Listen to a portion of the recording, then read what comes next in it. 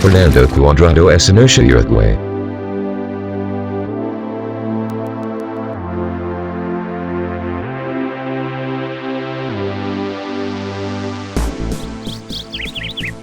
In the mid-1800s, Austrian monk Gregor Mendel formulated some of the underlying principles of genetics through his observations of pea plants.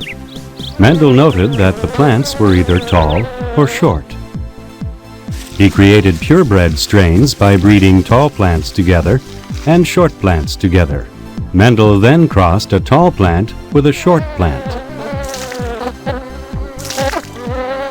Surprisingly, all of the offspring were tall. Mendel then tried crossing 2 of these tall offspring. The offspring from this crossing turned out to be in a ratio of 3 tall plants to 1 short plant.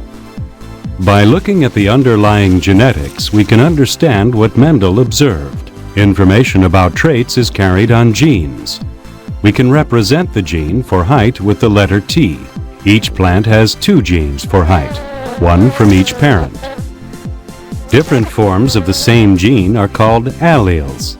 The big T represents the allele for tall, and the little t represents the allele for short. In purebred plants, both alleles carry the same information, and the plants are said to be homozygous. When tall purebred plants are crossed with short purebred plants, their offspring each receive 1 allele for tall and 1 for short. The offspring are called heterozygous.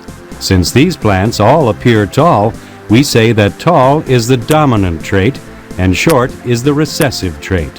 When these heterozygous plants are crossed, 3/4 of the offspring carry the dominant trait and appear tall. The recessive trait appears in the remaining 1/4 of the offspring, who receive 2 alleles for short. This type of simple inheritance is one of the many ways that traits are passed from parents to their offspring.